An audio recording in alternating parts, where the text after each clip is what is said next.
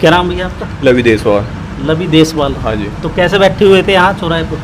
चौराहे पर जी अपनी दुकान है। दुकान है आपकी? हाँ जी। सर्वम बाबा जी को जानते हैं? हाँ जी। कहाँ रहते हैं आजकल? चिड़ियापुर।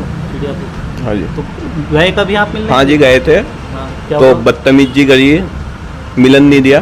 किसने? जो वे महाराज जी रहते हैं वे बाहर की साइड ही रहते हैं। अच्छा। तो भाई महाराज जी थे, देखने में महाराज जी लग रहे थे? हाँ दाढ़ी सी रखी महाराज जी हैं। तो महाराज जी वाले गुण आए थे उनके अंदर? ना गाली से बोल रहे, बदतमीजी करी, मिलन नहीं दिया।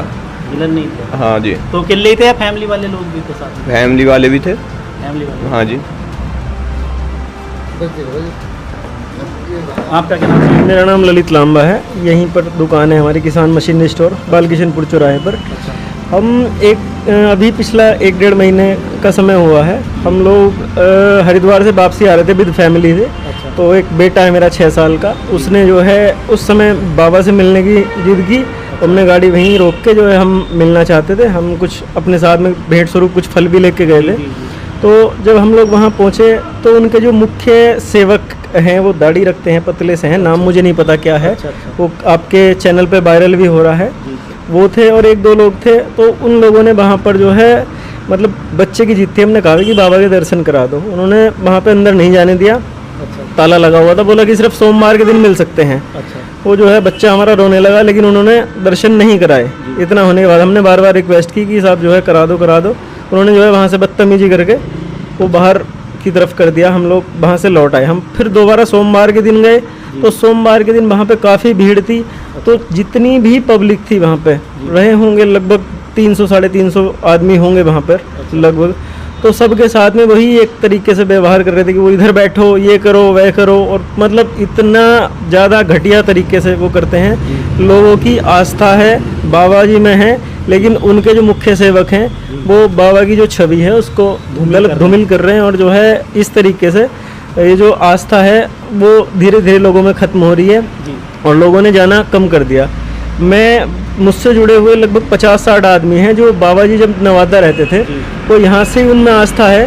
वो फिर तीवड़ी गए, वहाँ पे भी हम लोग दर्शन के लिए चले जाते थे लगातार, लेकिन दूर होने की वजह से चिड़ियापुर हम हर बार तो नहीं लेकिन जाते रहते हैं बीच बीच में जब भी हमें समय मिलता है। लेकिन जैसा व्यवहार वहाँ पे मुख्य सेवकों द्वारा किया जा रहा है वो आज तक जो है कहीं पे नहीं हुआ। मतलब बहुत अच्छे आश्रम और भी जगह हैं, सब जो है जो मुख्य वहाँ पे हैं जिनके प्रति श्रद्धा है लोगों में, वहाँ जाते हैं, मिलते हैं, सब अच्छा व्यवहार होता है। लेकिन यहाँ जो इनके मुख्य सेवक हैं वो बहुत ज़्यादा गलत है। ऐसा कुछ नहीं कि कोई कितनी दूर से आ रहा है उसका मान सम्मान किया जाए या कुछ नहीं, वो चाहे वो किया जाता है। बिल्कुल, लोग बाग देहरादून तक से वहाँ पे आते हैं और जो है मतलब अपनी जो भी श्रद्धा होती है उसके अनुसार आते हैं, अपना भेंट भी देते हैं, सब काम करते हैं। लेकिन वहाँ पे जो एक श्रद्धालु को जो जिस तरीके से उसके साथ बर्ताव होना चाहिए वो नहीं हो पा रहा। और वो सिर्फ उनके मुख्य सेवकों की वजह से है। बाबा जी तो बहुत अच्छे व्यक्ति हैं, पहुँचे हुए हैं और जो है सिद्ध पुरुष हैं, लेकिन उनके जो मुख्य सेवक हैं वो वहाँ पे उन्होंने कमाई का धंधा खोल दिया है।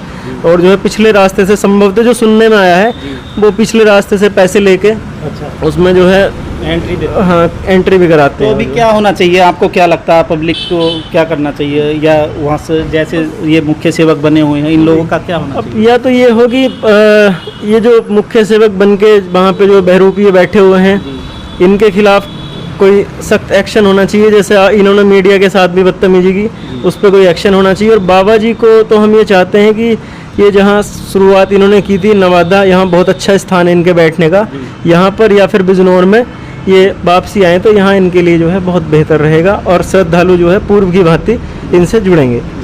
यही हमारा कहना है। आपका क्या नाम है? विशाल कुमार। तो विशाल जी आप भी पहुँचे कभी या नहीं? जैसा नहीं, वहाँ नहीं जाना हुआ। वहाँ नहीं। वैसे सुना है वहाँ का बस। हाँ, तो गंदा व्यवहार होता है वहाँ पर, इसलिए जाना नहीं हुआ। इसी वजह से मतलब सुनने का आप इसीलिए नहीं जी सुन के ही नहीं गए कि मिलने नहीं दिया जा रहा तो हम जाकर क्या? जी इतनी दूर जाए भी और मिलाना जाए फिर क्या फ़ायदा। जी मेरे बड़े भाई जो है पहले से ही सर्वम बाबा का बहुत ज़्यादा लगाव है और वो जाते भी रहते हैं हर सोमवार कंटिन्यू। हमारे गांव के बहुत लड़के हैं जो कंटिन्यू जाते हैं सोमवार में भी, लेकिन सोमवार के दिन भी वही कंडीशन होती है उनके साथ। जैसे अगर 2 मिनट को बाबा जी से बात कर ले या कोई कर ले तो धक्का मुक्की का वही, हाँ गाली गलौज का, उसी प्रकार का सारा सब कुछ है और उसी सेवक द्वारा किया जाता है। सारे ही व्यक्ति जितने भी जाते हैं सब उसी को बताते हैं। उसी के मैं तो कभी हरिद्वार जाता हूँ तो बाबा जी के उधर चला जाता हूँ, लेकिन सेम कंडीशन है, मिलने का तो कोई ऑप्शन ही नहीं। तो इसीलिए अधिकतर लोगों की थोड़ी सी आस्था भी पर ठेस पहुँच रही है और जा भी नहीं पा रहे। जब दर्शन नहीं हो पाते, मिल नहीं पाते और बर्ताव अच्छा नहीं होता, तो इसलिए जब लोगों ने जाना भी कम कर कम कर दिया। दिया। जब अपमान किया जाता है आप लोगों को, अपमानित होते बिल्कुल अपमानित होगा तो फिर क्या करेगा जाके, एक आस्था ही तो जारी लिए कि वहाँ हैं। जी जी भाई भाई से लगाव है, उनका नाम जो है उनके प्रति आस्था है, तो वो आस्था ही तो लेके जा रही है हमें। लेकिन बाबा जी तो अंदर रहते हैं, उन्हें तो कोई पता बाबा जी को नहीं पता, उन्हें नहीं पता, वो तो एक ऐसा वो कर दिया जैसे एक पंछी को पकड़ के पिंजरे में बंद कर देते हैं। अच्छा, ठीक है, इस प्रकार का बर्ताव उनके साथ भी यही हो रहा है। तो नहीं मिलने क्या क्या होना चाहिए? भाई इसके लिए ये होना चाहिए, उनके खिलाफ कुछ ना कुछ एक्शन होना चाहिए।